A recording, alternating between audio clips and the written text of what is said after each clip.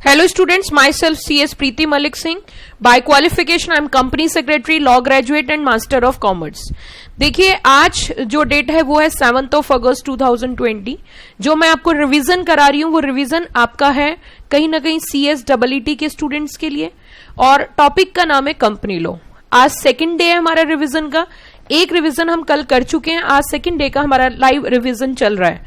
चलिए अब बड़े ही आराम से समझना, जो मैंने पुरानी क्लास में रिवाइज कराया था एक बार उसका बैकअप देके हम आज की क्लास की ओर आगे बढ़ते हैं बिना समय गवाए. रिवीजन वही जो समय बचाए, रिवीजन वही जो समय बचाए. 1 मिनट भी हम अपनी वेस्ट नहीं करेंगे, आगे बढ़ते हैं. पुरानी क्लास की अगर रिवीजन की बात करूं तो पुरानी क्लास में हमने टॉपिक स्टार्ट किया था जिसमें हमने पढ़ा था meaning of company. Meaning of company में हमने देखा था कंपनी 2 शब्दों से बनता है, 2 Latin words. One is a com plus panis. Com plus panis. Com means with और together, panis means meal and bread. और हम बोल सकते हैं company is an association of persons who are working together to their meals. Meals का मतलब यहाँ पे प्रॉफिट्स था. नंबर 2 पॉइंट हमने पढ़ा था कि जो मर्चेंट्स हैं, जो बिजनेसमैन हैं, पुराने टाइम में वो फेस्टिव गैदरिंग्स में ही बिजनेस मैटर्स डिस्कस करते थे. But now a days business बहुत कॉम्प्लिकेटेड हो गया है, तो इसलिए बिजनेस मैटर्स जो है वो फेस्टिव गैदरिंग में डिस्कस करना नामुमकिन से हो गए हैं. इसीलिए आज की डेट में कंपनी इनकॉर्पोरेट करना बहुत जरूरी हो गया है. तो 4th पॉइंट में हमने पढ़ा था कंपनी एक बॉडी कॉर्पोरेट होती है और कंपनी एक लीगल पर्सन होती है. उसी के साथ साथ कंपनी के अंदर जो पैसा आता है वो बहुत सारे लोग अपना अपना पैसा लेके कंपनी में पैसा लगाते हैं. इसीलिए हम बोल सकते हैं कंपनी को जॉइंट स्टॉक एंटरप्राइज एंड जिसके अंदर कैपिटल मींस पूंजी is contributed by large number of people. Next इसमें इंपॉर्टेंट पॉइंट हमने डिस्कस किया था, कंपनी एक आर्टिफिशियल पर्सन है और उसके पास माइंड नहीं है. तो कंपनी को रन करने के लिए हमें कुछ माइंडेड पर्संस की जरूरत होती है और वो माइंडेड पर्संस होते हैं हमारे जो कंपनी को डायरेक्शन देते हैं. That is known as board of directors या मैं बोल सकती हूं डायरेक्टर्स. उसी के साथ कंपनी की एक बहुत अच्छी फीचर है that is separate legal entity या हम बोल सकते हैं कॉर्पोरेट पर्सनालिटी. कॉर्पोरेट पर्सनालिटी और सेपरेट लीगल एंटिटी क्या कहती है? The personality of a company is different from its members, directors and promoters. Company having its own personality which is known as corporate personality. आगे हमने देखा कि आपके exam में एक नंबर के क्वेश्चन ये भी आ सकते हैं. कॉर्पोरेशन, बॉडी कॉर्पोरेट हम बोल रहे हैं, तो बॉडी कॉर्पोरेट में यहां पे इन्होंने कहा it is also called body corporate क्योंकि इसके अंदर जो because the persons composing it are made into one body by incorporating it in accordance with law. क्योंकि कंपनी का जो इनकॉर्पोरेशन होता है वो किसके हिसाब से होता है? इन अकॉर्डेंस विद लॉ. और हम कह सकते हैं कंपनी की होती है अपनी लीगल पर्सनालिटी. अगला उसी के साथ साथ फिर हमने यहां पे पढ़ा था ये जो कॉर्पोरेशन वर्ड है ये आपके एग्जाम के लिए बहुत इंपॉर्टेंट, ये आपके एग्जाम के लिए बहुत इंपॉर्टेंट. कॉर्पस वर्ड से कहीं ना कहीं कॉर्पोरेशन निकला है तो आपके एग्जाम में आ सकता है. उसी के साथ साथ corporation is a legal person created by process other than natural birth. Other than natural birth की अगर हम बात करें तो हम कह सकते हैं कंपनी का जो बर्थ होता है वो इन अकॉर्डेंस विद लॉ होता है, एक लॉ का प्रोसेस होता है ना कि नेचुरल प्रोसेस. एग्जामिनर कितनी बार भी पूछे आपको अपनी बात पे टिके रहना है. उसी के साथ साथ इसमें लास्ट में फिर यही बोला कंपनी को इसी वजह से क्या बोला जाता है? कंपनी को इसी वजह से बोला जाता है आर्टिफिशियल लीगल पर्सन. ओके. उसी के साथ अगला पॉइंट हमने यहां पे डिस्कस किया था, जैसे कि एक पर्सन एंजॉय करते हैं राइट्स एंड लायबिलिटीज, उसी तरीके से एक कंपनी भी राइट्स एंड लायबिलिटीज दोनों ही चीजें होती हैं. इन लीगल सेंस हम बोल सकते हैं कि अ company is an association of both natural and artificial person incorporated under the existing law of country. इसका मैंने पिछली क्लास में रीजनिंग दी थी कि कंपनी जो है वो एसोसिएशन है किसकी? Both natural and artificial person. पुरानी क्लास में हम कर चुके थे. डेफिनेशन ऑफ कंपनी की हम बात करें, company is defined in section 2 clause 20 0 to hero तो 20. ये हमारी टेक्निक थी, क्रक्स टेक्निक थी सेक्शन को लर्न करने की. Section 2 clause 20 0 to hero. उसी के साथ कंपनी एक्ट की जो डेफिनेशन है that is given in the section 2 clause 20 और मैंने इसको पूरा रिवाइज कराया था, पूरा आपके साथ डिस्कस किया था. इसके अंदर दोनों कंपनीज कवर है, old company as well as new company. Ma'am new company आप किससे बोल रहे हो? Those companies which are incorporated as per provision of company act 2013 as well as those companies which are incorporated was under the previous company law. यहां पे दोनों तरीके की कंपनी को कवर किया गया. उसी के साथ साथ अगले पॉइंट की ओर अगर हम बढ़े, association not for profit. Section 8 company एक एक्सेप्शन केस है जहां पे कंपनी प्रॉफिट्स के लिए नहीं बनती। इसका बहुत अच्छा लॉजिकल रीजनिंग पिछली क्लास में हमने डिस्कस किया था, क्योंकि अब तो मैं ये आपका एक ब्रश अप रिवीजन दे रही हूं, पुराना रिवाइज करा रही हूं, तो कहीं ना कहीं हम कह सकते हैं अगर देखना है तो आप पहली क्लास देख सकते हो। तो इसमें हमने बात करी थी सेक्शन 8 कंपनी की, और सेक्शन 8 कंपनी जो है उन्हें हम बोलते हैं नॉन प्रॉफिट ऑर्गेनाइजेशन, क्योंकि उनका ऑब्जेक्टिव जो है प्रॉफिट तो होते हैं लेकिन profit is not distributed among the members. Company को कई तरीके से डिस्क्राइब किया गया है। उसी के साथ साथ कंपनी के जो प्रॉफिट्स हैं, the profits of a company is distributed among the members of company, that is known as dividend, जिसे डिविडेंड बोला जाता है। ये हमने कर दिया था। कंक्लूजन में हमने यही पाया था कि कंपनी जो है, ब्रीफ डिस्कशन में, कि कंपनी का जो ये सारा जो हमने पढ़ा इसका कंक्लूजन यही निकलता है, company having its own personality, या कंपनी हैविंग डिफरेंट पर्सनालिटी, या company having legal personality which is distinct from its members. Are you got the point? उसी के साथ आज की क्लास अब स्टार्ट होती है। अभी मैंने आपको छोटा सा एक रिवीजन दिया जो आपने रिवाइज किया। आज की क्लास हम आज स्टार्ट कर लेते हैं बिना किसी समय को वेस्ट करे, without wasting a single minute.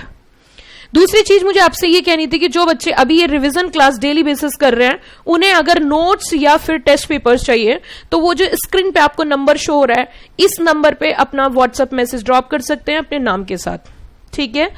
अगर किसी बच्चे को, और क्लासेस तो चल ही रही हैं, लेकिन इसके अलावा जो एक्स्ट्रा सर्विसेज लेनी है, एक्स्ट्रा फैसिलिटी अगर आपको लेनी है, तो उसके लिए आपको जो स्क्रीन पे नंबर नजर आ रहा है उस पे व्हाट्सएप मैसेज ड्रॉप करना है अपने नाम के साथ। अब देखिए हम थोड़ा सा आगे बढ़ जाते हैं। आज हम पढ़ेंगे features of a company. Features of company की अगर हम बात करें, एक लाइन में, एक मैंने आपको जैसा कि बताया था, I am more famous among the students as a crux expert, पूरे ट्रिक्स टेक्निक्स स्टोरी के साथ हम लोग रिवाइज करते हैं। देखिए अब कंपनी के फीचर्स को हम बोल सकते हैं, एक निमोनिक्स में हमने तैयार किया set for pick, S for separate legal entity, S for separate management, yes और नो। उसी के साथ साथ हम कह सकते हैं A for artificial person, T for transferability of share, P for perpetual succession, I for incorporated association and C for common seal. Now come to the next features of company. Step by step हम चलते हैं, step by step हम चलते हैं। Corporate personality, by incorporation under the act, company vested with corporate personality is quite distinct from its individuals who are its members। पहली feature हम corporate personality की बात कर रहे हैं, या इसको एक और नाम बोल सकते हैं सेपरेट लीगल एंटिटी। आप इसे कॉर्पोरेट पर्सनालिटी भी बोल सकते हो, आप इसे सेपरेट लीगल एंटिटी भी बोल सकते हो। Very very important. अब देखिए की पॉइंट्स के अकॉर्डिंग हम लोग इसे रिवाइज करेंगे। मैं एक पॉइंट भी छोड़ना नहीं चाहती, क्योंकि इतने सारे बच्चे ट्रस्ट के साथ किसी का रिवीजन लेते हैं, तो मैं चाहती हूं कि बेस्ट टू बेस्ट क्या आपको मिल सकता है, वो मेरी पूरी कोशिश रहती है। यहां पे इन्होंने कहा कि कंपनी को हम दो नाम से बोल सकते हैं, एक बोल सकते हैं सेपरेट लीगल एंटिटी और दूसरा corporate personality. Separate legal entity and second one is a corporate personality. Being a separate legal entity, it bear its own name, उनका अपना नाम होता है और वो अपने नाम के तहत ही सारे काम करते हैं। मैम एग्जाम्पल देके बताइए। बिल्कुल बताती हूं। जैसे कि रिलायंस इंडस्ट्रीज, रिलायंस इंडस्ट्रीज का अपना नाम है और वो अपने नाम से ही सारे काम करते हैं। जितने भी कॉन्ट्रैक्ट्स होते हैं वो रिलायंस के नाम से होते हैं। जो भी काम होता है उनका अपना नाम है। रिलायंस इंडस्ट्रीज का अपनी अलग पहचान है जो कि इसके मेंबर से अलग है। It has seal on off its own, common seal जिसे बोलते हैं। Seal means signature. Seal means what? Signature. Company के भी अपने सिग्नेचर होते हैं जिसे कॉमन सील के रूप में जानते हैं। तो कंपनी के भी अपने साइन होते हैं। तो मैम कंपनी साइन कैसे करती है? देखिए कंपनी आर्टिफिशियल पर्सन है तो कंपनी खुद से तो साइन कर नहीं सकती, तो कंपनी के बिहाफ पे board of directors common seal use करते हैं, कॉमन सील का प्रयोग करके सिग्नेचर करते हैं। Its assets are separate and distinct from its members. अगला पॉइंट इन्होंने बताया, अगला पॉइंट इन्होंने कहा कि कंपनी की अपनी सील होती है, ठीक है। Its assets are separate and distinct from those of its members. Company की जो एसेट्स होती हैं वो किससे अलग होती हैं? मेंबर से। कंपनी की एसेट्स मेंबर से अलग होती है। कभी भी कोई कंपनी का मेंबर ये नहीं बोल सकता कि कंपनी की एसेट्स मेरी एसेट्स हैं। Are you got the point? आगे क्या कहता है? It also different person from the member who compose it, जिन्होंने इसे बनाया उनसे भी इनकी अलग पहचान है, ठीक है। As it is capable of owning property, मतलब कंपनी के पास ये कैपेसिटी होती है कि वो अपने नाम से क्या कर सकती है, प्रॉपर्टी होल्ड कर सकती है, अपने नाम से डेट इनकर कर सकती है, अपने नाम से पैसे उधार ले सकती है, अपने नाम से बैंक अकाउंट ओपन करवा सकती है, अपने नाम से एम्प्लॉइज अपने यहां हायर कर सकती है और अपने नाम से कॉन्ट्रैक्ट कर सकती है, अपने नाम से किसी के ऊपर केस फाइल कर सकती है और उसके ऊपर भी कोई केस फाइल कर सकता है, कोई केस फाइल कर सकता है। Its member are its owners but they can be its creditors simultaneously. इस लाइन की भावना समझो, इस लाइन की आप भावना समझो थोड़ा सा, ये क्या कहना चाह रहा है और जो बहुत मोस्ट इंपॉर्टेंट पॉइंट होगा उसको मैं इंपॉर्टेंट मार्क कराऊंगी। ये कह रहे हैं इसके मेंबर इसके ओनर जरूर हैं क्योंकि पैसा उन्होंने लगाया हुआ है, लेकिन दे can be its creditors, creditors भी हो सकते हैं, ये उनके क्या हो सकते हैं, क्रेडिटर्स भी हो सकते हैं। क्यों ऐसा, क्यों? क्योंकि उनकी मेंबर्स की और कंपनी की दोनों की एक अलग पहचान है, दोनों अलग अलग पर्सन है, दोनों की अलग अलग पहचान है। इसी वजह से तो सब कंपनी के फॉर्म में बिजनेस करते हैं, क्योंकि कंपनी में जो सबसे बड़ा फायदा है वो है रिस्क मिनिमाइज हो जाता है सेपरेट लीगल एंटिटी के थ्रू।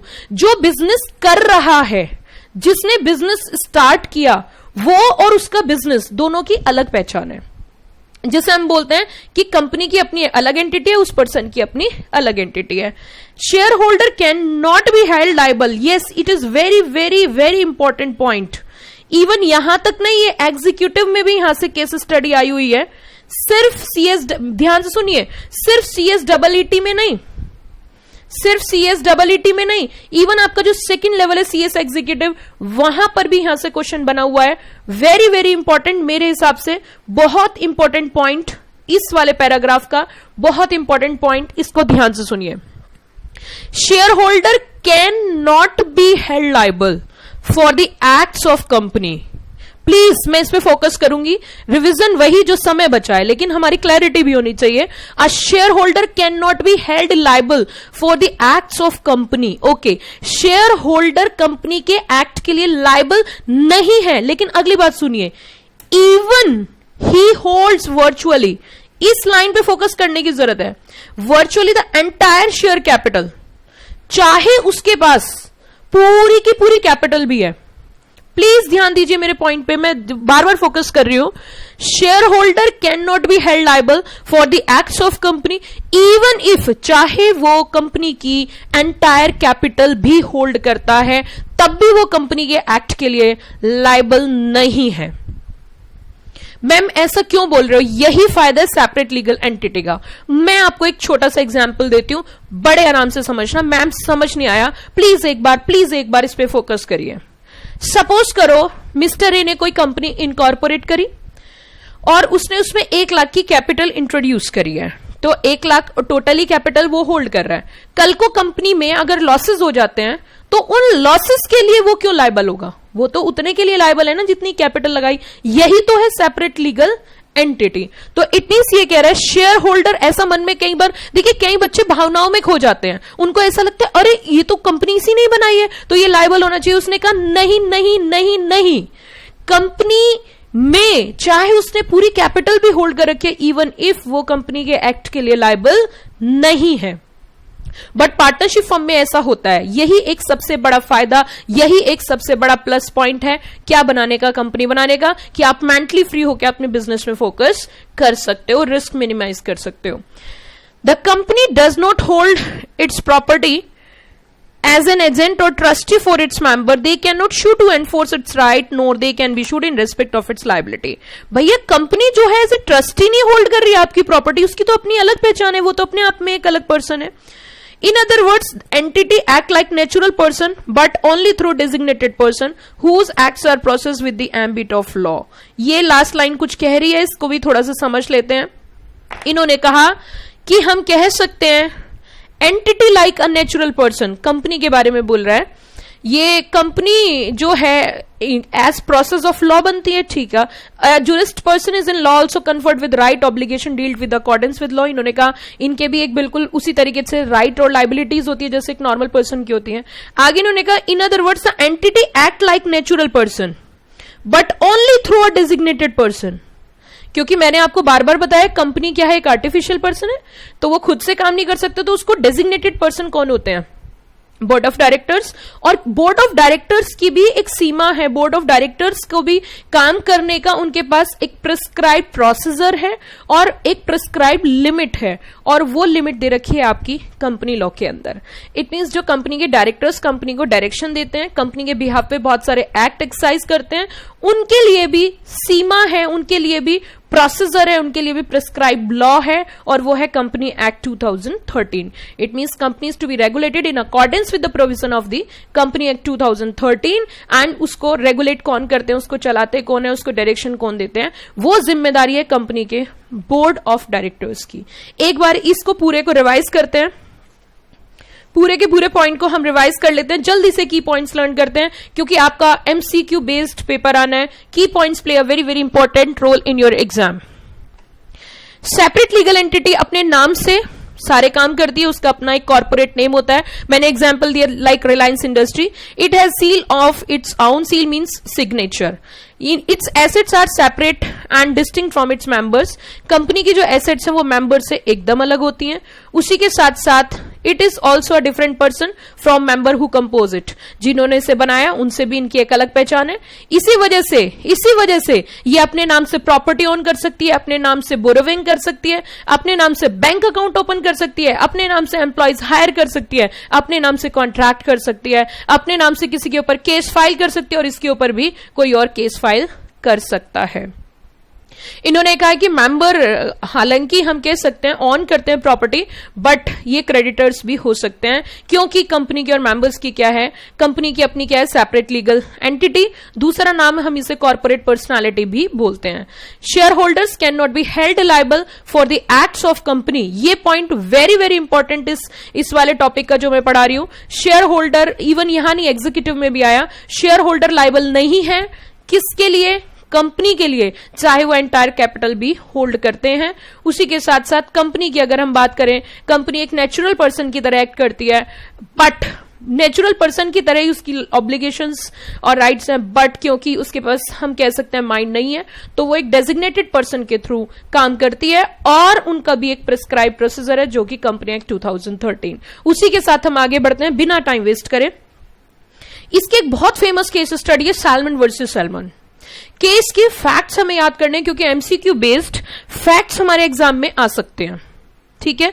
तो फैक्ट पे ध्यान देंगे, लेकिन फैक्ट से पहले मैं कुछ चीजें आपके साथ डिस्कस करना चाहती हूं। एक बार मैं इसकी पूरी की पूरी स्टोरी बता देती हूं, फिर फैक्ट को कंसिडर करेंगे, ताकि यही तो एक रिवीजन का फायदा होगा। फैक्ट को बाद में कंसिडर करेंगे, क्योंकि वो हमें क्रैम करने हैं, वो हमें लर्न करने हैं, लेकिन हमें इसके बारे में भी पता होना चाहिए। पहली बात तो जो ये केस स्टडी भी बनी है वो किसके बेसिस पे है, सेपरेट लीगल एंटिटी के। प्लीज ध्यान देना मेरी बात पे, थोड़ा सा मैं समझा देती हूं।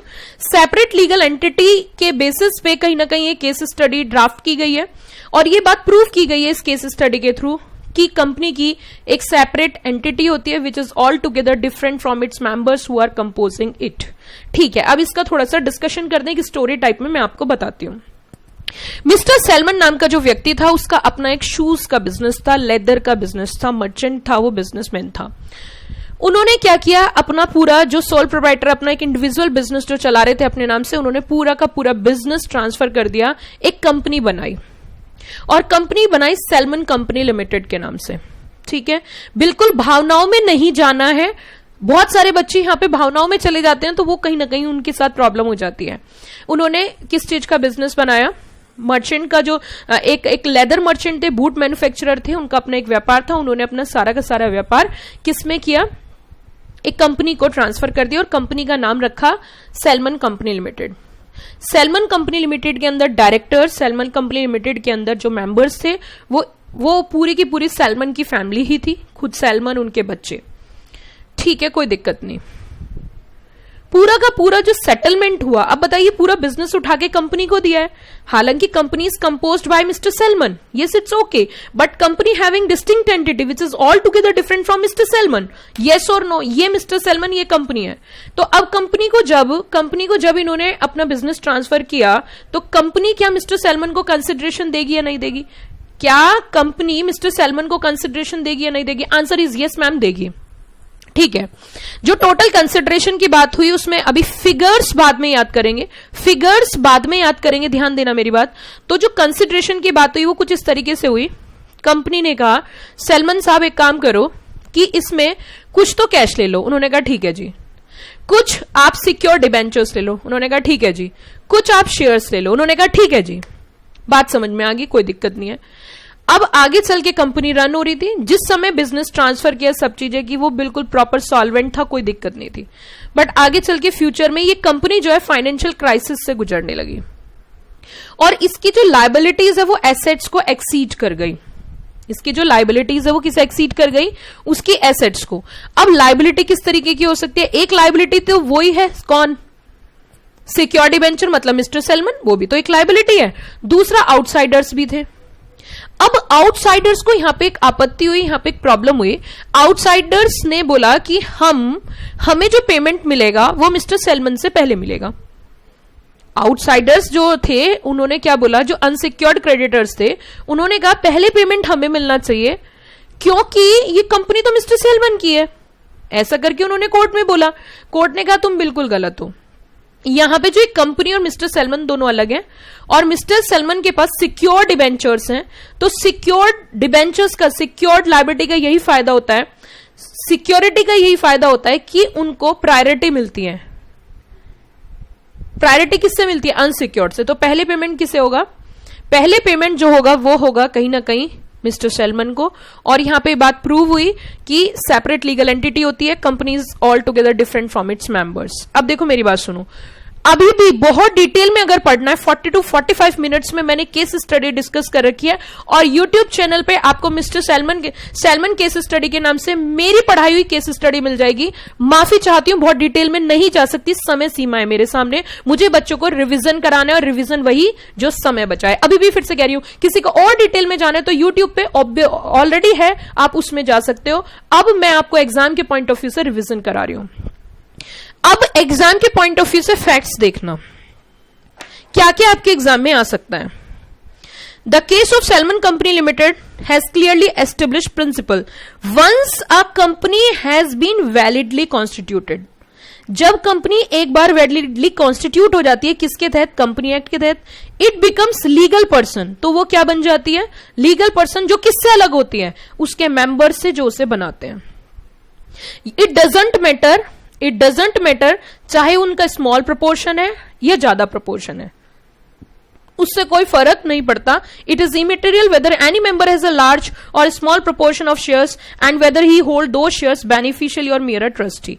इट मीन सिंपल सी बात हो गई, एक बार कंपनी कॉन्स्टिट्यूट हो गई, किसके साथ, कैसे कॉन्स्टिट्यूटेड, वैलिडली कॉन्स्टिट्यूट हो गई इन अकॉर्डेंस विद लॉ, तो फिर उसकी पहचान जो है उसके मेंबर से अलग होती है। अब देखिए, Salomon had for some years, आपके यहां पे एक और है that is logical reasoning case studies है, वहां पे भी ये काम आएगा केस, बड़े आराम से समझना। अगर बच्चे बीच में आ रहे हैं और बीच में जा रहे हैं, इट मीन्स वो सिंसियर नहीं है, इट मीन्स वो सिंसियर नहीं है। मुझे भी बहुत सालों का एक्सपीरियंस है, मैं भी जानती हूं कि इतने कम समय में इस तरीके से रिवीजन अगर आप कर रहे हो तो आप बहुत कुछ पा रहे हो, प्रोवाइडेड थोड़ी सी स्टेबिलिटी की जरूरत है। अगर 1 घंटा भी आप स्टेबल नहीं हो पा रहे, इट मीन्स आप फोकस नहीं हो। मैं पहले ही बता रही हूं, आप फोकस नहीं हो। अगर 1 घंटा भी आप स्टेबल नहीं हो तो आप फोकस नहीं हो। 1 घंटा तो आप फोन में ऐसे ही निकाल देते हो। ज्यादा चीजें कुछ नहीं बताऊंगी, आपकी अपनी लाइफ है। मेरा मकसद उनके लिए है जो मुझे देख रहे हैं, जो उन्हें पढ़ रहे हैं, उनका 1 सेकंड भी, 1 मिनट भी वेस्ट नहीं होना। चलिए, Salomon had for some years carried on prosperous business. अच्छा, एक एग्जाम में क्वेश्चन आ सकता है किस चीज का बिजनेस था, प्लीज ध्यान देना इस पॉइंट पे, इस पॉइंट पे ध्यान देना, क्योंकि मेरा रिवीजन कराने का फायदा बच्चों तभी अगर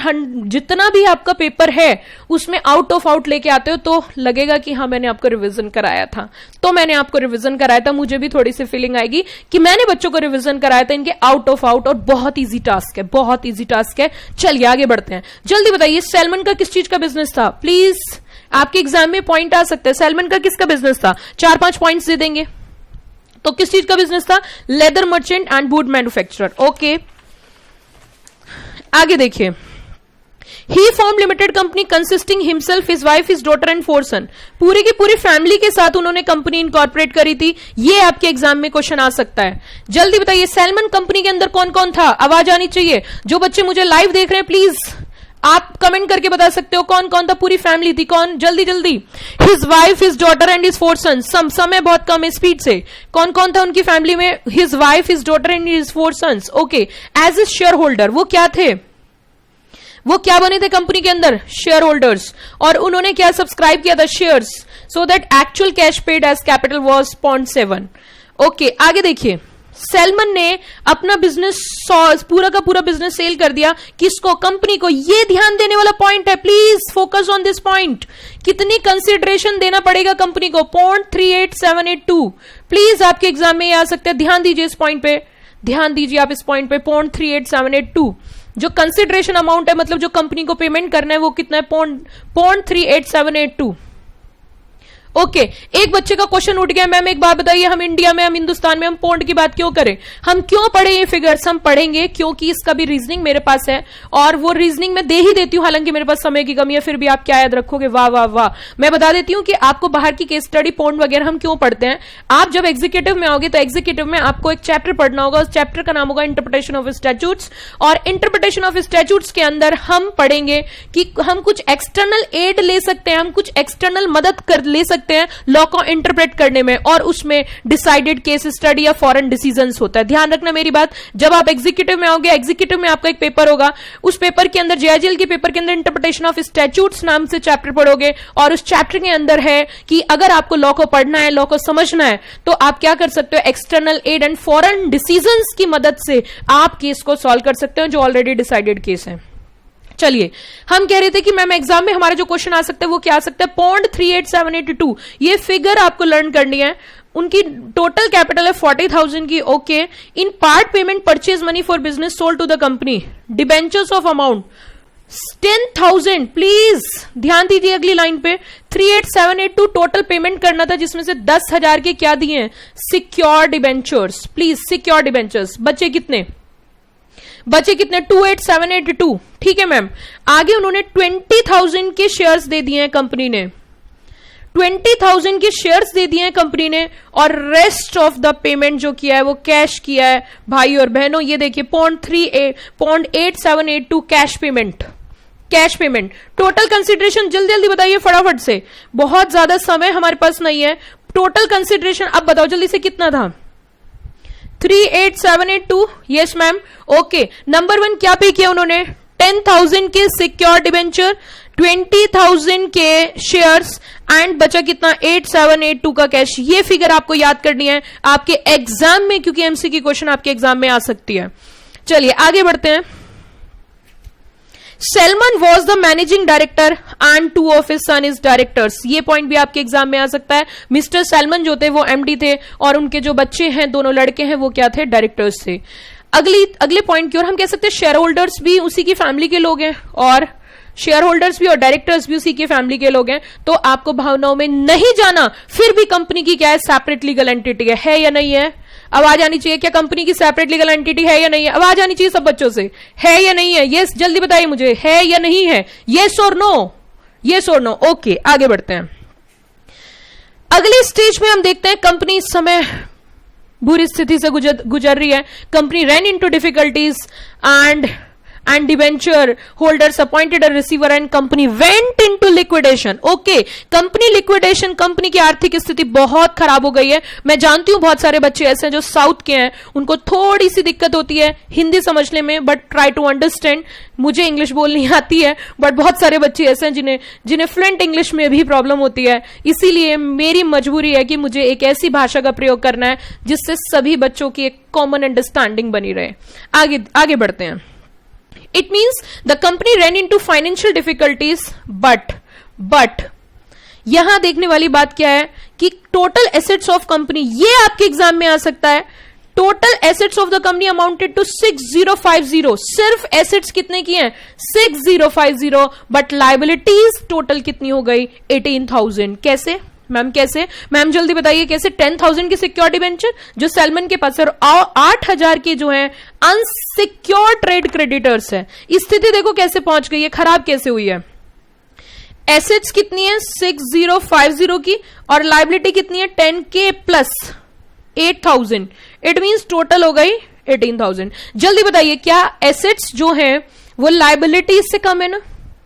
company run into financial difficulties. क्या यहां तक बात समझ में आ रही है? यस मैम, आगे बढ़िए। हु क्लेम्ड, हु मीन्स कौन? ये लोग आउटसाइडर जो हैं, ये अनसिक्योर ट्रेड क्रेडिटर्स जो हैं, who claim the whole company asset 6050 on the ground. वो बोल रहे हैं भैया पहले हम पहले आओ पहले पाओ, पहले आओ पहले पाओ। ये बोल रहे पहले हमें पेमेंट करो, पहले हमें पेमेंट करो। बेटा बीच क्लास में से नहीं जाना है, प्लीज पूरी क्लास ध्यान से सुना, आपके काम आएगी। मैं आपसे कुछ ले नहीं रही हूं, मैं सिर्फ यही बोलना चाहूंगी कि जो क्लास है उसे कंप्लीट प्लीज करो, प्लीज। चलिए आगे बढ़ते हैं। 6050 6050 के लिए बोल रहे हैं कौन कि हमारे तो 8000 बैठते हैं, सारा का सारा हमें दे दो। हमने कहा ये हिम्मत कैसे हुई आपकी? ऑन द ग्राउंड, किस ग्राउंड पे? कंपनी वॉज मियर एलाइज और एजेंट फॉर सैल्मन। अरे तो सारी की सारी कंपनी ही सैल्मन के थ्रू चल रही है। हमने कहा तुम यार, मैं इतनी देर से कर क्या रही हूं, इतनी देर से समझा रही हूं separate legal entity separate legal entity separate legal entity, फिर ये क्या हुआ? आप बताइए, आवाज आनी चाहिए मित्रों।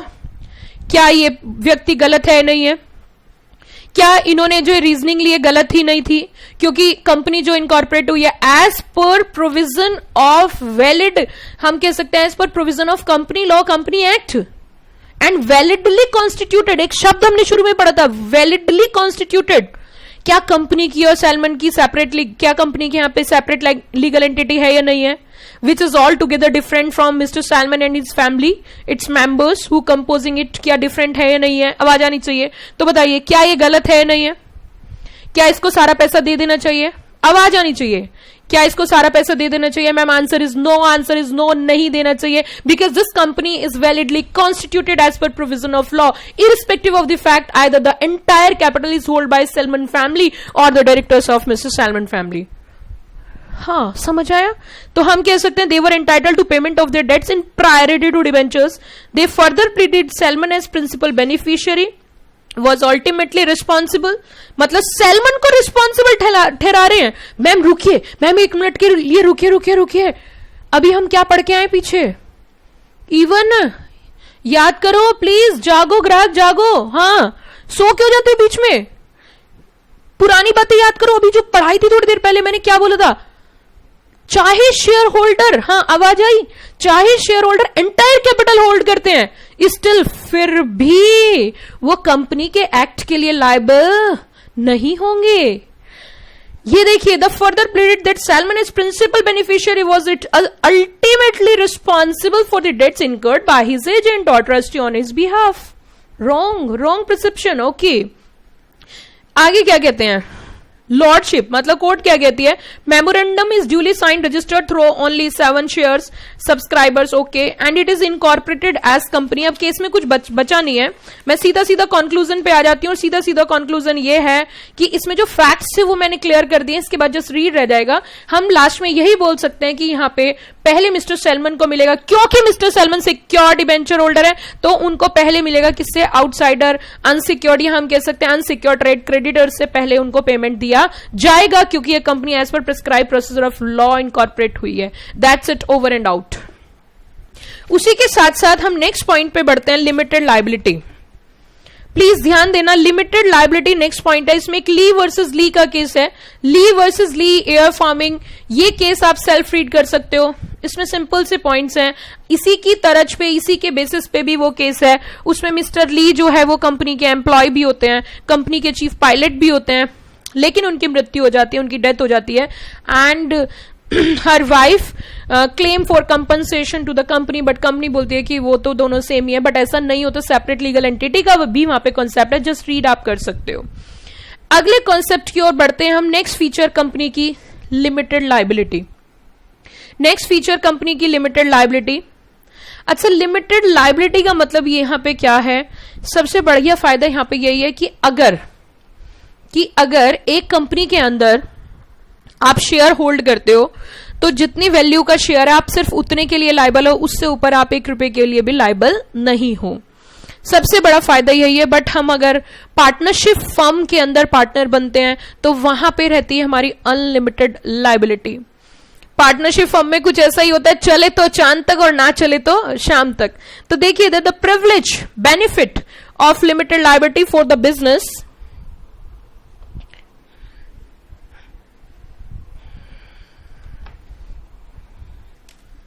The privilege of limited liability for business, that is one of the principal advantage of doing business under the corporate form of organization.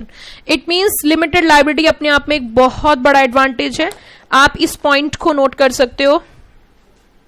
आप जब रिवीजन करते हो ना, सेल्फ रिवीजन, किसी बच्चे के पास और भी ज्यादा टाइम है तो जो पॉइंट्स मैं बता रही हूं उनको कीवर्ड्स को भी लिख सकते हो लास्ट मोमेंट के रिवीजन के लिए.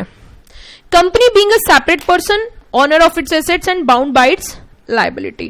कंपनी की अपने राइट्स, अपनी लाइबिलिटीज, अपनी एसेट्स. यस और नो? ओके. अब यहां पे बात करते हैं लाइबिलिटी ऑफ मेंबर्स की. किसकी लाइबिलिटी की बात करते हैं? Liability of members as share holder extend to contribution to the assets of the company. सिर्फ उनकी जो कॉन्ट्रीब्यूशन है, the liability of member as a shareholder extend to the contribution to the assets of company up to the nominal value. Please ध्यान दीजिए इस point पे, dark कर लीजिए. nominal value of the shares held and not paid by him. not paid by him. उनकी liability सिर्फ उतने तक रहेगी जितने का उन्होंने, जितनी नॉमिनल वैल्यू ऑफ शेयर्स है और जितना उसने पे नहीं किया, सिर्फ उतने के लिए लाइबल. मैम समझ नहीं आया, एक बार एग्जांपल से समझाओ ना. बिल्कुल समझाती हूं. Suppose A hold share total nominal value of ₹1000 and already paid 500. 500 कैसे पे कर दिया मैम? जैसे कि 500 ऐसे पे कर दिया, मान के चलिए application money and allotment and first call. बचा कितना? 50%. He can not called upon two पे मोर देन 500. क्या कंपनी उससे 500 से ज्यादा का पेमेंट ले सकती है? नहीं ले सकती. तो वो सिर्फ लाइबल कितने के लिए होगा? जो पैसा उसने पे नहीं किया, which is not paid by him. जो उसने पैसा पे नहीं किया, सिर्फ उतने के लिए लाइबल होगी, उससे ज्यादा के लिए वो लाइबल नहीं होगी. और अगर मैम उसने 500 रुपए भी पे कर दिया, फिर आप क्या कहोगी? फिर वो ₹1 के लिए भी लाइबल नहीं होगी. क्यों? If he holds fully paid share, he has no further liability to pay even if company is declared insolvent. Yes, चाहे कंपनी क्या डिक्लेयर हो जाती है? इंसॉल्वेंट. स्टिल वो कंपनी के लिए लाइबल नहीं होंगे. नहीं होंगे. तो मैम आप एक बात बताइए, कंपनी तो कई तरीके की हो सकती है. कंपनी लिमिटेड बाय शेयर भी हो सकती है, कंपनी लिमिटेड बाय गारंटी भी हो सकती है. तो मैम गारंटी के केस में क्या होगा? मैम क्या आप लिमिटेड बाय शेयर वाली कंपनी हमें पढ़ाओगे? हाँ हाँ बिल्कुल, दिल थाम के बैठी, मैं सब कुछ पढ़ाऊंगी, सब कुछ रिवीजन कराऊंगी, प्रोवाइडेड बस आप अटेंड कर लो. देखो जब तक अटेंड नहीं करोगे तो पता ही नहीं चलेगा हो क्या रहा है. एक बार अटेंड करो, है ना, तो आपको आइडिया भी लगेगा. चलिए, if he holds fully paid share, तो बताइए लिमिटेड लायबिलिटी में क्या फायदा होता है? लिमिटेड लायबिलिटी एक सबसे बड़ा एडवांटेज कंपनी के साथ जुड़ने का, कंपनी में शेयर होल्ड करने का, कंपनी के थ्रू बिजनेस करने का मैम सबसे बड़ा फायदा है. ओके, बहुत बढ़िया, बहुत बढ़िया. इट मींस यहां पे जो मेंबर्स लायबल होते हैं सिर्फ उतने के लिए लायबल होते हैं जितना उन्होंने पे नहीं किया. अगर उन्होंने पे भी कर दिया, फुल्ली पे कर दिया, तो फिर वो ₹1 के लिए भी लायबल नहीं है. ओके, आगे बढ़ते हुए, वीर तुम बड़े चलो, धीर तुम बड़े चलो, सामने पहाड़ है सिंह की धाड़ है. Okay, in case company limited by guarantee the liability of member is limited to specified amount.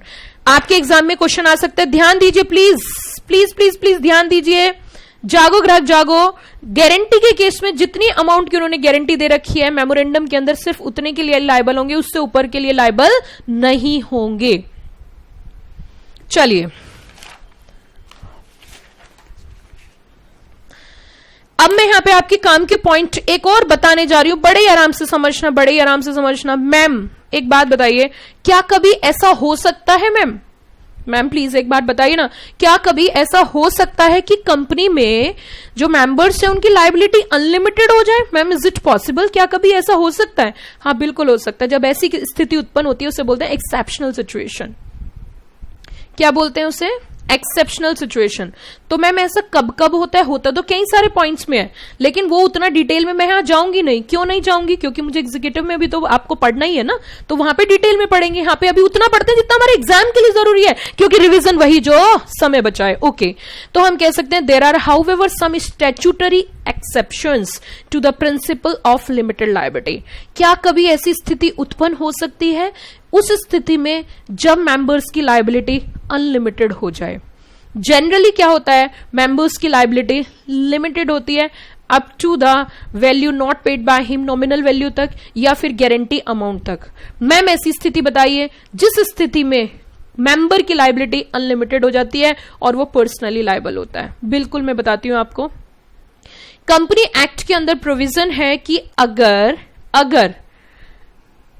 कभी भी ऐसा होता है, देखिए as per the provision of section number 3 company बनाने के लिए मिनिमम मेंबर्स की रिक्वायरमेंट है। Suppose OPC 1, private company 2, public company 7, that is the minimum members requirement. अब कभी भी अगर कंपनी में मिनिमम मेंबर से लिमिट रिड्यूस हो जाती है, मिनिमम मेंबर से कोई सी भी कंपनी है, मेंबर्स की लिमिट क्या हो गई, रिड्यूस हो गई, और इस काम को बिजनेस को आपने 6 महीने से ज्यादा चलाया, उस केस में अब आपकी लाइबिलिटी लिमिटेड नहीं रहेगी, आपकी लाइबिलिटी हो जाएगी अनलिमिटेड। आपकी लाइबिलिटी क्या हो जाएगी, अनलिमिटेड लाइबिलिटी हो जाएगी। This is an exceptional situation. Yes और नो, आवाज आनी चाहिए, येस और नो, प्लीज कमेंट करके बताइए येस और no. This is an exceptional situation, याद करो मेरे साथ, ma'am this is an exceptional situation, बोलिए जल्दी से, दिस इज एन, बोलिए जल्दी से, this is an exceptional situation where the members liability is unlimited in case where the members minimum member limit is reduce and the business is carried more than 6 months.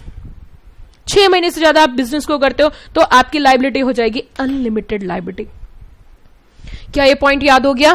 Please जल्दी से, समय बहुत कम बचा हुआ है, टाइम बहुत कम बचा हुआ है, पढ़ना बहुत कुछ है, रिवीजन बहुत कुछ करना है। मैम एक बार पिछला वाला जो आपने पढ़ा है वो रिवाइज करा सकते हो, बिल्कुल 1 मिनट के अंदर अभी तक हमने जो पढ़ा वो रिवाइज कर लेते हैं। जल्दी मेरे साथ फास्ट। लिमिटेड लाइबिलिटी की अगर हम बात करें, एक पॉइंट आपके एग्जाम में आ सकता है, प्रिंसिपल एडवांटेज जो है वो लिमिटेड लाइबिलिटी का एक बेस्ट प्रिविलेज है। ओके, यहां पे जो कंपनी है being separate person is the owner of its assets and bound by its liability. The liability of a member सिर्फ कितने तक होगी, up to the nominal value. Please revise, nominal value of share held and not paid by him. Yes ma'am, बिल्कुल उसी के साथ हमने example से पढ़ा, हमने कहा सिर्फ लाइबल होगा कितने के लिए, जितना उसने पे नहीं किया। अगर उसने पूरा पे कर दिया तो फिर वो 1 रुपए के लिए भी लाइबल नहीं होगा। यही सबसे बड़ा एडवांटेज है। अगर कंपनी लिमिटेड बाय गारंटी है तो सिर्फ उसमें कितने के लिए लाइबल होगा, जितनी अमाउंट की उसने गारंटी दे रखी है मेमोरेंडम में, उससे ऊपर वो 1 रुपए के लिए भी लाइबल नहीं होगा। ओके मैम, एक एक्सेप्शनल सिचुएशन यहां पे बताई आपके एग्जाम में आ सकती है, और वो है कि ऐसी स्थिति, ऐसी situation when the liability of member is unlimited, and वो है कि मिनिमम मेंबर्स की रिक्वायरमेंट होती है। अगर मिनिमम मेंबर से कभी भी रिड्यूस हो जाते हैं और बिजनेस को 6 महीने से ज्यादा कैरी करते हैं तो उस केस में जो रिमेनिंग मेंबर्स है उनकी लाइबिलिटी हो जाती है अनलिमिटेड। अब मैं बिल्कुल आगे बढ़ती हूं। Next feature is perpetual succession. Perpetual succession की अगर हम बात करें तो पिछली क्लास में हमने बड़े आनंद के साथ हमने एक बात पढ़ी थी। मैम प्लीज बताओ तो सही। हाँ बिल्कुल बता देती हूं, पुरानी क्लास में बहुत बार रिपीट किया है और अब फिर से एक बार लास्ट टाइम रिपीट कर रही हूं। कंपनी का बर्थ कैसे होता है, मुझे आवाज आनी चाहिए सब बच्चों से। कंपनी का बर्थ कैसे होता है, लॉ से। तो कंपनी की डेथ भी कैसे होगी, लॉ से। कोई नेचुरल पर्सन आए, कोई नेचुरल पर्सन जाए, कोई नेचुरल पर्सन जिए, कोई नेचुरल पर्सन मरे, कंपनी की सेहत पे कोई असर नहीं पड़ता, लिखा हुआ है लॉ में। देखिए जल्दी से, an incorporated company never dies except when it is wound as per law. बताइए कंपनी का बर्थ कैसे हुआ है मैम, लॉ से। तो डेथ भी कैसे होगी, लॉ से। Company being a separate legal person is unaffected by death or membership of incorporated company may change either because one shareholder has transferred his share, चाहे वो अपने शेयर किसी को ट्रांसफर कर दे या फिर उसके शेयर किसके पास चले जाएं, लीगल रिप्रेजेंटेटिव किस केस में, death, under some other provision of company act, फिर भी वो क्या रहेगा, अनअफेक्टेड। कंपनी क्या रहेगी, अनअफेक्टेड। कंपनी की सेहत पे कोई असर नहीं पड़ता है। तो यहां पे क्या कहना चाह रहे हैं, perpetual succession denotes ability of company. ये परपेचुअल सक्सेशन जो है कंपनी की अनंत काल तक चलने वाली कंपनी है। कंपनी लॉ के तहत बनती है, लॉ से ही खत्म होती है, कोई भी व्यक्ति आने जाने से उसके ऊपर कोई असर नहीं पड़ता। The perpetual succession denotes the ability of company to maintain, ये कंपनी की एक एबिलिटी है, आपके एग्जाम में पॉइंट आ सकता है, to maintain its existence by constant succession of new individuals who step in the shoes of departure. Members remain same entity despite total change in membership. चाहे सारे के सारे members भी चेंज हो जाए तो भी कंपनी की सेहत पे कोई असर नहीं पड़ता। The company life is determined. Company की ये एग्जाम के लिए इंपॉर्टेंट पॉइंट प्लीज, आपके एमसीक्यू बेस्ड क्वेश्चंस में ये आ सकता है, आपके एमसीक्यू बेस्ड क्वेश्चन में ये बिल्कुल आ सकता है। A company life is determined by the terms of its memorandum. MCQ based exam के लिए इंपॉर्टेंट, कंपनी की लाइफ जो डिटरमाइन की जाती है वो डिटरमाइन की जाती है एमओए। देखो मेरी कोशिश है आपको बेस्ट टू बेस्ट देने का, एक एक पॉइंट यहां पे मैं क्लियर कर रही हूं, एक एक पॉइंट का आपको कहीं ना कहीं रिवीजन करा रही हूं, तो प्लीज ये आपके लिए बहुत इंपॉर्टेंट। चलिए, इट में भी परपिचुअल, इट में भी कॉन्टिन्यूस, स्पेसिफाइड टाइम और टास्क और object as laid down in memorandum. कई बार कंपनी किसी ऑब्जेक्टिव के लिए बनाई जाती है, हमारा ये ऑब्जेक्ट पूरा हो जाएगा तो हम कंपनी खत्म कर लेंगे, बट ऐसा नहीं है कि किसी मेंबर के मरने जीने से आने जाने से फर्क पड़े। उसी के साथ साथ आगे बढ़ते हुए, perpetual succession therefore means that membership of company में keep changing from time to time but that does not affect its continuity. ये हम बार बार पढ़ते आए, वही चीज है। आगे फिर लास्ट लाइन एक बार रीड कर लेते हैं, हालांकि बहुत कुछ बचा हुआ नहीं है। Who cease to be member of company, professor LCB Grover rightly mention, members में कम, मेंबर्स में गो, members may come, members may go, but the company goes on forever. Members may come, members may go, but the company goes on forever. During war, all members of one private company, while in general meeting, killed by a bomb, but the company survived. Not even hydrogen bomb could have been destroyed it. बेटा मैं आपको एक बात बताना चाहती हूँ, आपको ही नहीं पढ़ाती सिर्फ मैं, आपके अलावा एग्जीक्यूटिव और प्रोफेशनल दोनों लेवल पे पढ़ाती हूँ, ठीक है ना। अब ध्यान से सुनो, एग्जाम में एग्जीक्यूटिव में 2-3 बार केस स्टडी पूछी गई है इसके बेसिस पे। हालांकि आप अभी एंट्रेंस टेस्ट प्रिपेयर कर रहे हो, लेकिन ये एक फायदा होता है कि पूरी चीजें डिटेल में अगर हम पढ़ के चलते हैं, हम अपना बेस मजबूत करते हैं, तो हमें आगे जाके दिक्कत नहीं होती। इतना समय नहीं है, फिर भी बताऊंगी किस तरीके की केस स्टडी बन सकती है या किस तरीके की केस स्टडी एग्जीक्यूटिव में भी आती है। एक कंपनी है, उसके अंदर समझते हैं 2 मेंबर्स है ना, 2 ही मेंबर है, प्राइवेट कंपनी है, 2 मेंबर से बन सकती है। मीटिंग हो रही थी, वहां पे बम फटा और मेंबर्स की डेथ हो गई, तो क्या कंपनी खत्म हो जाएगी? Answer is no. ये केस स्टडी आपके एग्जाम में आई, उसमें बस प्रोविजन लिखना है as per the provision of law, मतलब एग्जीक्यूटिव में पूछी गई, आपके सेकंड लेवल जो है, और आपके यहां पे भी ये दे रखे, मेरे हिसाब से बहुत इंपॉर्टेंट, मोस्ट इंपॉर्टेंट आपके एग्जाम के लिए। क्यों? क्योंकि आपके एग्जाम में भी एक केस स्टडी बन के आ सकती है और उसमें टिक मार्क में पूछ सकते हैं, नहीं पूछ सकते, बिल्कुल पूछ सकते हैं। पूछ सकते हैं कि एक कंपनी है, उसके अंदर 2 मेंबर है, दोनों मेंबर मीटिंग कर रहे थे, मीटिंग के दौरान एक बम ब्लास्ट हुआ, दोनों मेंबर क्या हो गए? खत्म हो गए, तो क्या कंपनी भी खत्म हो जाएगी? आंसर आपकी तरफ से होना चाहिए, क्या कंपनी खत्म हो जाएगी? अगर अभी भी आपने गलत किया ना, सच बता रही हूं, फिर आप ध्यान रखना, आपको बड़ी दिक्कत होगी। अगर आप इतनी मेहनत करने के बावजूद भी अगर आंसर गलत लिखोगे तो बड़ी दिक्कत वाली बात है। प्लीज ध्यान दीजिए, आप एक बहुत बड़ा प्रोफेशनल कोर्स कर रहे हो, ध्यान से पढ़िए। जल्दी बताइए, क्या कंपनी की लाइफ टर्मिनेट हो जाएगी? Answer is no ma'am. कैसी बातें कर रहे हो? आपकी मेहनत खराब नहीं जाने देंगे, आपकी मेहनत खराब नहीं जाने देंगे, पूरे में से पूरे नंबर लाएंगे। बहुत बढ़िया। चलिए, यहां तक हमने ये पढ़ लिया, लिमिटेड लाइबिलिटी और उसके बाद परपिचुअल सक्सेशन। क्या मैं आगे बढ़ूं? आप सभी बच्चे ध्यान से सुन रहे हो ना? Next point is separate property. Separate property की बात कर लेते हैं हम। A company being a legal person entirely distinct from its member enjoying disposing, देखिए प्रॉपर्टी उसके नाम से होनी चाहिए, नहीं होनी चाहिए। Company is the real person in which all property is vested and which controlled and managed and disposed of. हम कह सकते हैं the lordship of Madras high court, ये केस स्टडी है, no member can claim himself to be owner of company's property. ये आपके exam के लिए इंपॉर्टेंट, इसमें कोई खास पॉइंट था नहीं। कोई भी मेंबर अपने आप को क्लेम नहीं कर सकता to be the owner of company property, company की प्रॉपर्टी का ओनर, ड्यूरिंग इट्स एग्जिस्टेंस और इन इट्स वाइंडिंग अप। चाहे कंपनी एग्जिस्टेंस में है या कंपनी क्या किस में चली गई है, वाइंडिंग अप में चली गई है, तो भी हम कह सकते हैं कि आप क्या नहीं कर सकते, क्लेम नहीं कर सकते, क्योंकि कंपनी की अपनी सेपरेट प्रॉपर्टी होती है। कंपनी की अपनी क्या होती है? सेपरेट प्रॉपर्टी होती है। आप उसमें अपने आप को क्लेम नहीं कर सकते, चाहे कंपनी जीवित है या कंपनी वाइंडिंग अप में जा रही है। Ma'am what do you mean by winding up? The life of a company is terminated into 2 phases। The first phase is winding up and the last phase is dissolution. Winding up first phase है, जिसके वो एक process है, वो क्या है? एक process है जिसमें कंपनी की लाइफ क्या होती है? टर्मिनेट होती है।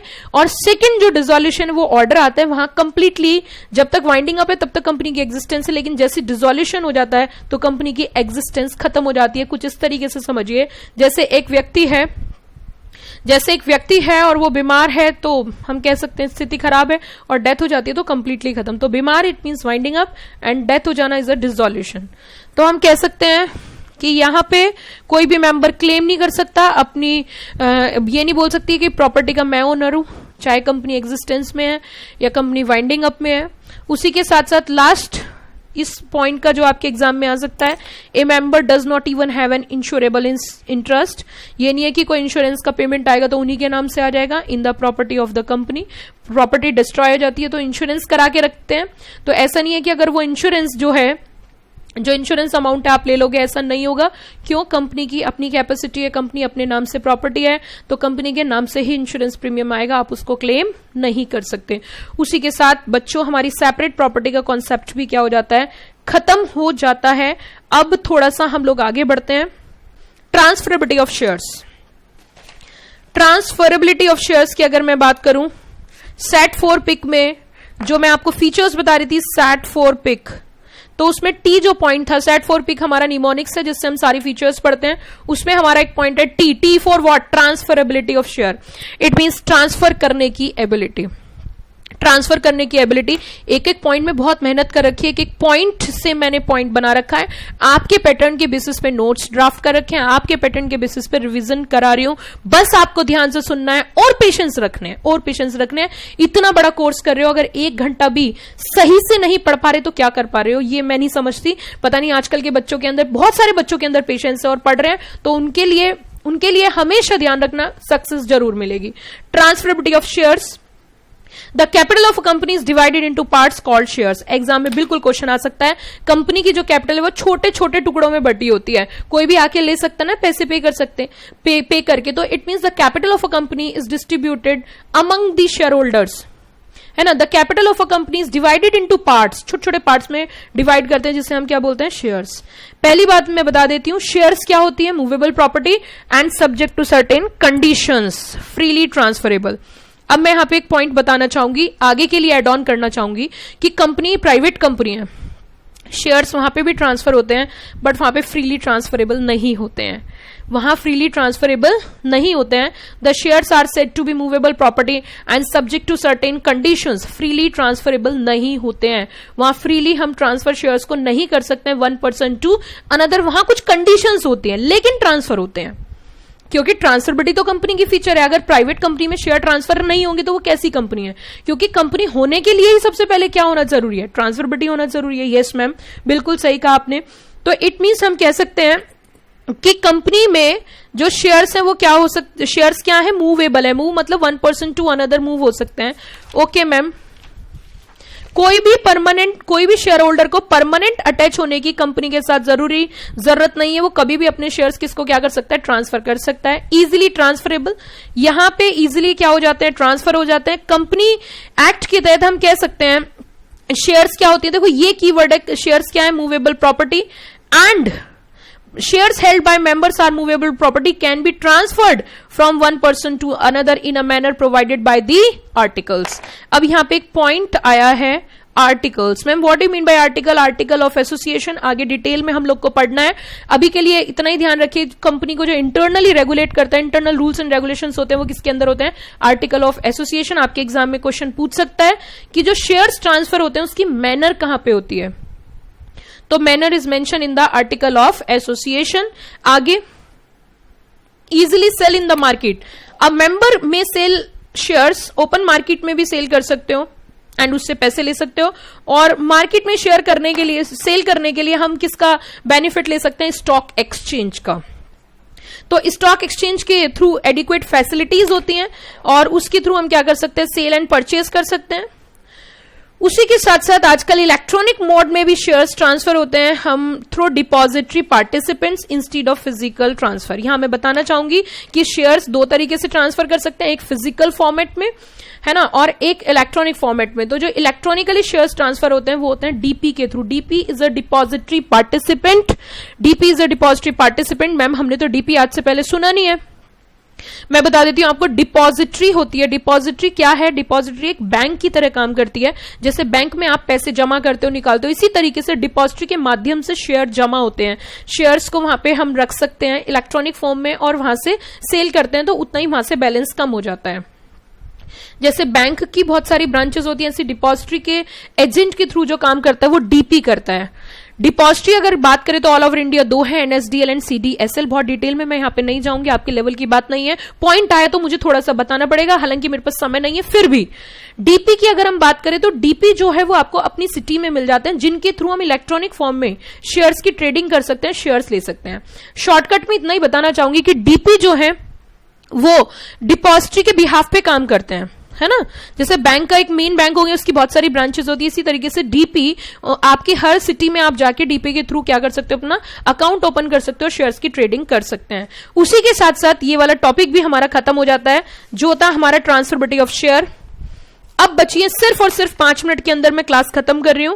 अभी तक आज की क्लास में जो पढ़ा है वो मुझे रिवीजन कराना ही पड़ेगा, और मैं वो रिवीजन करा देती हूं। सिर्फ 5 मिनट दिल थाम के बैठिए, सिर्फ 5 मिनट से ज्यादा नहीं लूंगी।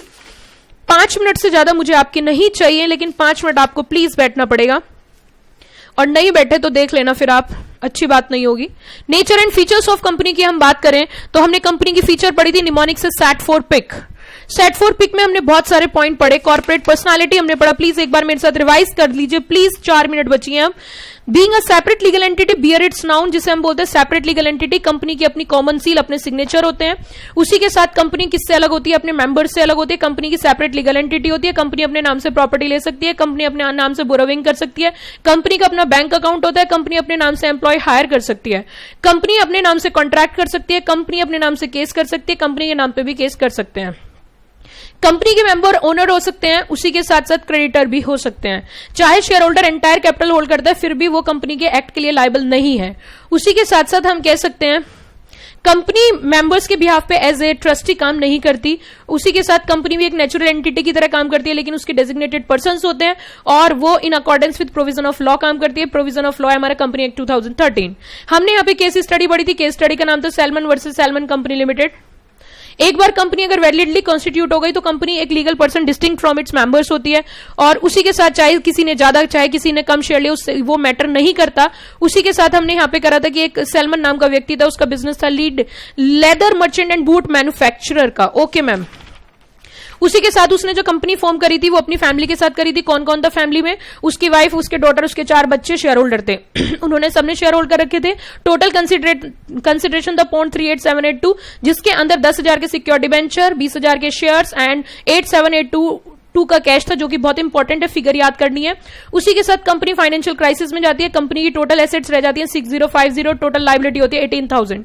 आउट ऑफ 18,000 उसमें 10,000 सिक्योर्ड डिबेंचर्स होते हैं, जो कि मिस्टर सैलमन के पास रहते हैं। लेकिन जो आउटसाइडर या हम कह सकते हैं जो अनसिक्योर्ड क्रेडिटर्स होते हैं, वो डिमांड करते हैं कि पहले पेमेंट हमें मिलना चाहिए, क्योंकि ये तो कंपनी एजेंट के रूप में सैलमन के लिए काम करी है। लेकिन लॉ ऐसा कहता नहीं, कंपनी बनी है as per the provision of law, तो हम ऐसा नहीं कर सकते। पहले पेमेंट किसे मिलेगा? मिस्टर सैलमन को। तो it is a separate legal entity, यहां पे प्रूव हो जाती है। सैलमन का केस आपको खुद ही पढ़ना है। ओके मैम, बिल्कुल पढ़ना है। अगला कॉन्सेप्ट हमने पढ़ा था लिमिटेड लायबिलिटी। लिमिटेड लायबिलिटी अपने आप में एक प्रिविलेज है, किसकी? कंपनी की। और कंपनी एक सेपरेट पर्सन है, अपनी एसेट्स ऑन करती है और अपनी लाइबिलिटीज होती है। जो लाइबिलिटी है मेंबर की, वो सिर्फ कितने के लिए एक्सटेंड करती है? Nominal value. उसके ऊपर क्या है? उसके लिए वो लाइबल नहीं है। वो सिर्फ उतने के लिए लाइबल होती है जितना उसने पे नहीं किया। अगर बचा हुआ भी पे कर दिया तो उसके बाद वो किसी 1 रुपए के लिए भी लाइबल नहीं होगी। अगर कंपनी लिमिटेड बाय गारंटी है तो लिमिटेड बाय गारंटी में सिर्फ स्पेसिफाइड अमाउंट के लिए जिम्मेदार होगी। परपेचुअल सक्सेशन का मतलब अगर हम पढ़े, हाँ, स्टैट्यूटरी एक्सेप्शन भी हमने पढ़ा था। स्टैट्यूटरी एक्सेप्शन में हमने कहा था कि एक ऐसी सिचुएशन होती है जहां पे मेंबर्स की लायबिलिटी अनलिमिटेड हो जाती है, और वो है जब मेंबर्स की मिनिमम लिमिट कम हो जाती है और 6 महीने से ज्यादा बिजनेस हो जाता है, तो जो रिमेनिंग मेंबर्स है उनकी लायबिलिटी अनलिमिटेड हो जाती है। नेक्स्ट पॉइंट हमने पढ़ा था परपेचुअल सक्सेशन। परपेचुअल सक्सेशन की हम बात करें, कोई आए कोई जाए, कोई जिए कोई मरे, कंपनी की सेहत पे कोई असर नहीं पड़ता, कंपनी की लाइफ पे कोई इंपैक्ट नहीं होता। कंपनी का बर्थ लॉस होता है तो डेथ भी कैसे होगी? लॉस से होगी। उसी के साथ हमने कहा था कि कंपनी में अगर मेंबरशिप चेंज हो रही है, मेंबर शेयर्स ट्रांसफर कर रहे हैं, इरिस्पेक्टिव ऑफ द फैक्ट, तो भी कंपनी की लाइफ पे कोई असर नहीं पड़ता। कंपनी, इसमें इंपॉर्टेंट पॉइंट हमने पढ़ा था, the life of a company is determined by term of its memorandum of association. ये इंपॉर्टेंट पॉइंट इसका था। और उसी के साथ साथ हम कह सकते हैं कंपनी में की जो लाइफ है वो मेमोरेंडम से भी डिटरमाइन कर सकते हैं, उसमें उसका ऑब्जेक्ट मेंशन हो सकता है किस ऑब्जेक्ट के लिए कंपनी बनी। उसी के साथ मैंने केस स्टडी बताई थी जो मैंने आपको रेफरेंस भी दिया था, एग्जीक्यूटिव में भी आ सकती है कि एक कंपनी है उसके अंदर इतने टोटल मेंबर्स उनकी डेथ हो जाती है, क्या कंपनी खत्म? No, never never never, company चलती रहेगी, company go on forever. Members में कम, मेंबर्स में go, but company goes on forever. Separate property, company के अपने पास क्षमता होती है, कैपेसिटी होती है, अपनी प्रॉपर्टी अपने नाम से होल्ड कर सकती है, कोई भी मेंबर उसके नाम से प्रॉपर्टी होल्ड नहीं कर सकता, चाहे कंपनी एग्जिस्टेंस में चाहे कंपनी वाइंडिंग अप में है। उसी के साथ मेंबर्स का कोई भी इंश्योरेबल इंटरेस्ट नहीं होता प्रॉपर्टी के अंदर। लास्ट पॉइंट हमने पढ़ा था ट्रांसफरेबिलिटी ऑफ शेयर्स। शेयर्स किसे बोलते हैं? Capital of company is divided into small parts, that is known as shares. Shares क्या होते हैं? Movable which is move from one person to another, लेकिन प्राइवेट कंपनी में फ्रीली ट्रांसफरेबल नहीं होते, डिटेल में पढ़ेंगे अगली क्लास में। उसी के साथ हमने कहा था कि प्रॉपर्टी जो है, शेयर्स क्या है? मूवेबल है, किसी को भी कंपनी के साथ परमानेंट अटैच होने की जरूरत नहीं है, इजीली ट्रांसफर हो जाते हैं, मूवेबल प्रॉपर्टी है। और मैनर जो होती है वो आर्टिकल ऑफ एसोसिएशन से डिटरमाइन होती है। Easily sell in the market, आप ओपन मार्केट में सेल कर सकते हो with the help of the stock exchange जो फैसिलिटी प्रोवाइड करती है। उसी के साथ thank you, have a nice day.